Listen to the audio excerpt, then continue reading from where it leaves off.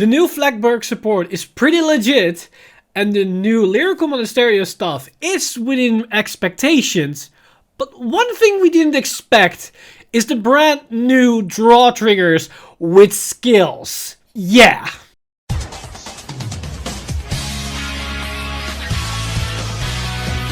Stand up, Vanguard! Hey Cardfighters, welcome back to another Cardfight update, and today we once again have a very exciting Tuesday livestream behind us. And this livestream, as already stated in the intro, has a lot of interesting new cards to talk about. So without any further ado, let's jump straight into these new reveals, as we've got some more Stoicheia Flagberg support, we've got some more information for Lyrical Monasterio, as well as what type of ride lines, or at the very least artworks, and of course the new draw triggers with skills. So first off, we've got the new Flagberg support, and we start off with the brand new grade 2, which is this rare grade 2 heavy strike brave shooter.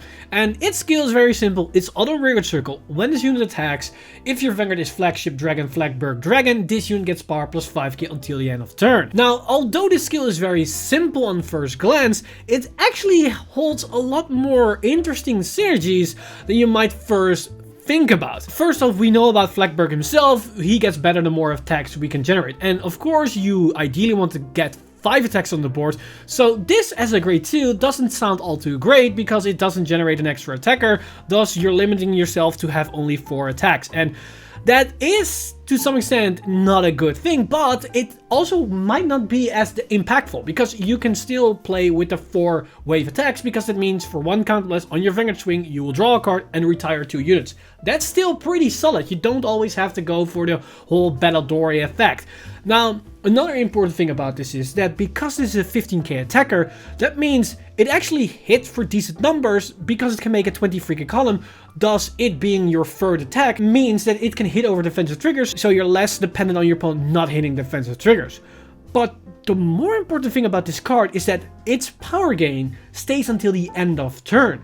And there is the grade 1, which can give any unit the potential to restand. So you can give the restand to this unit, and then it can swing for 15, and then restand, and it attacks, and then it's a 20k attacker. And during a Persona Ride turn, it's actually a 25 and then 30k attacker. And that second swing for more power can be your last attack before you're going to attack with the Vanguard, thus making defensive triggers even less impactful, because now you actually have stronger beaters in your card pool. Now, of course, this means you are dependent on the grade 1 being in your hand to give this card the potential restand application, but even in the case you don't have access to it, you can still generate 4 attacks on a very consistent basis, from which 1 attack is going to be a sizable number, thus making all your attacks at least to some extent matter, which actually is not that bad. But the more impactful card that we saw today is the brand new grade 3 triple R unit in the likes of Blue Artillery Dragon in LED Pulse Dragon. And let me tell you, in my opinion, this is definitely its triple R worth, because it has the effects auto Vanguard circle. At the end of the battle, this unit attacked a grade 3 or greater Vanguard. If it was the first battle of this turn and your Vanguard is flagship dragon Flagberg Dragon, cost Soul Blast 1 and stand this unit. So it's basically a tidal assault that doesn't lose power, which honestly is actually pretty decent because it's a 13k base, meaning it can hit no matter what, because it's the first attack, so you hit them, you don't have to boost, and then the second attack, it can be immediately the second attack for your turn. You can potentially boost that one if they have a defensive trigger, if you have a 10k booster or something, and even otherwise, it still hits because it's a 13k base on its own, which is actually pretty decent. So this is yet another restander we got access to, thus it combining with the grade 1 and the 2 grade 2s. You can almost always generate 4 attacks, and in a lot of cases generate 5 attacks very consistently, which is great. It makes the deck even more powerful and more consistent. But what's great about this card is that it's actually completely free for generating that extra attack while also going faster through your deck, because it has a second skill, which is auto Vanguard circle. At the end of your turn, if the total number of attacks this turn is 4 or more, which basically itself can already generate if you just call another unit to the other side of the field, put this into your soul and draw a card. So this is effectively a Coral Assault effect on top of this card, which is also a Tidal Assault. which is actually pretty crazy to think about. The only thing it doesn't have is the power gain, but it also doesn't have the minus power gain that you get from Tidal Assault. So a pretty good mix between two very powerful Aqua Force cards. But what's crazy about this card is that if you look at the skills together, the reset costs a soul, but it can immediately put itself into the soul, thus negating that cost. And because you draw a card, you also negate the minus you have on the board. So if you use both skills, you effectively, for free, generate an extra attack. That also is a 13k attack, so you don't even need boosters to make the attack matter, which is really good. And while you're doing that, you're also clearing your board, so you're less susceptible for control skills or retire removal, that kind of shenanigans.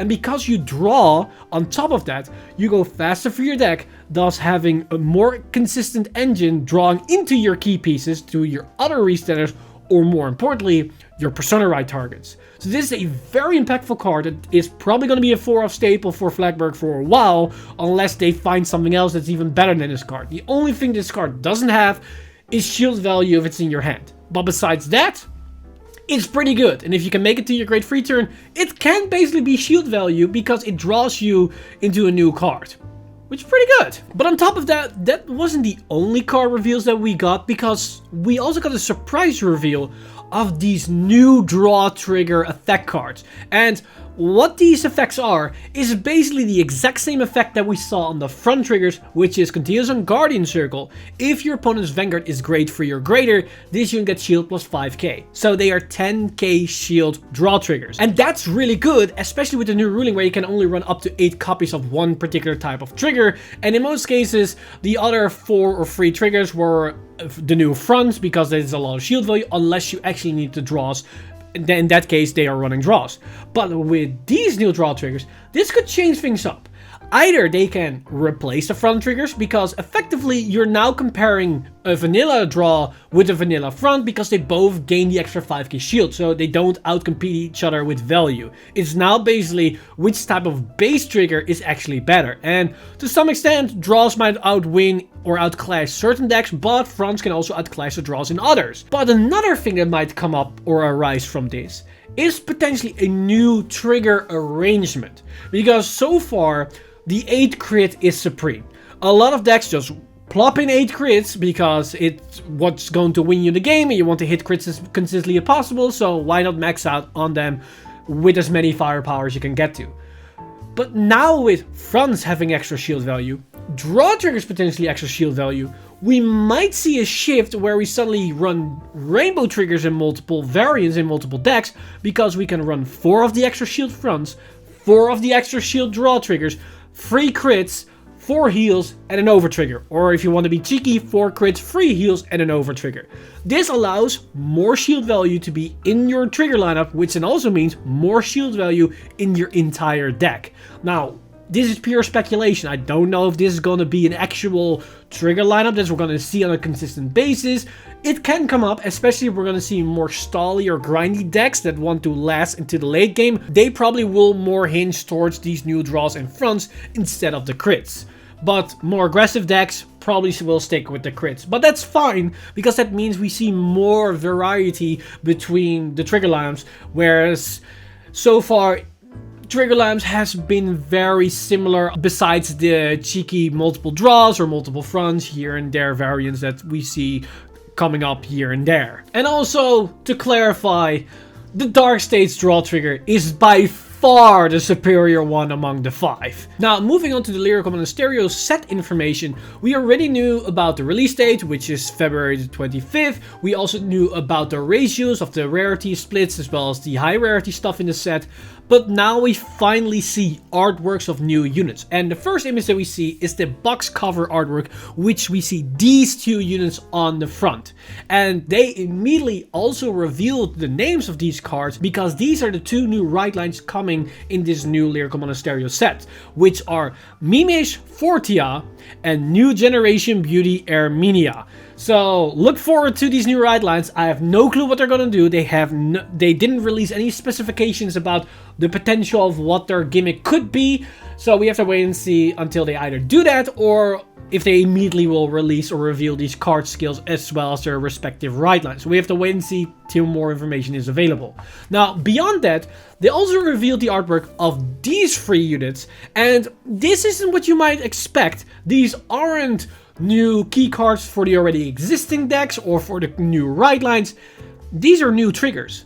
These are new effect triggers for Lyrical Monasterio, because as of yet, the effect triggers are absent within Lyrical Monasterio. But moving forward, they're going to get an effect trigger in the likes of a critical, a draw, and a front. With the crit being Precious Gem Edweek, with the draw trigger being Clear Snow Knight Beretoya, and the front being Snowy Skip Parvy. And we can probably assume what these effects are going to be, because the crit is probably going to be the one that puts itself into the soul, that gains power and I believe draws a card, and the draw in the front will be the extra 5k shield value. This doesn't really change anything, it just makes their trigger lineup catch up to the other nations that already has access to these special types of triggers. And the final thing that we learned today is that the artworks they revealed today are also going to be the LSR cards from the new set. Now, of course, there are 6 LSR, but we don't know the 6th card yet. They haven't revealed it yet, so it's still a surprise. This is also pretty interesting because the LSRs, I believe, are the highest rarity within Lyrical Monasterio, and I understand that they give it to the boss unit of the ride line, but they also give it to the effect triggers, which is interesting because I'm very curious how they're going to look, because that could be pretty spicy and could also make max rarity decks a lot more expensive. So yeah, for anybody that's maining Lyrical Monasterio and is max pimping their deck, my heart goes out to you. I'm very sorry. And with that said, that's all the cards and all the reviews that we got today. Overall, not a lot of information that was released or revealed, but a lot of very nice things. And especially the draw effect triggers, for me personally, it came out of left field because they didn't announce it before. The only thing that we knew were the support cards that we got for Flagberg, unless I forgot something or overlooked something.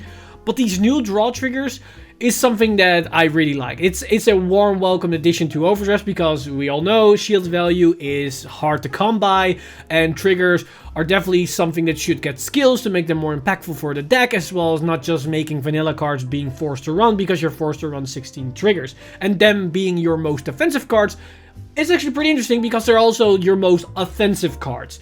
And I hope they're gonna keep this trend going, because there's definitely more room to explore, and hopefully they make these type of triggers also more interesting. And I think these draw triggers have a lot of potential, and I'm definitely going to experiment with them just like I did with the front triggers.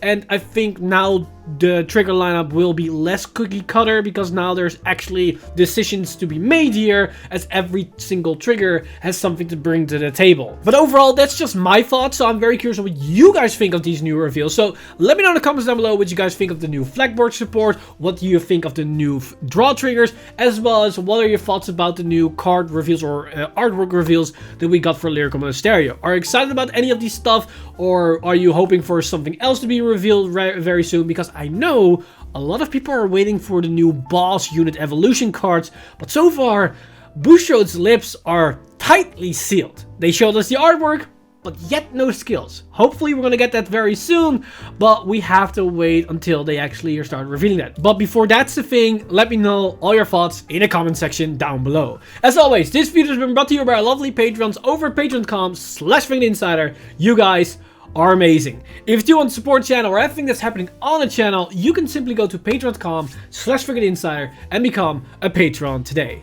But with that said, I've missed a time leap, and I see you guys in the next one!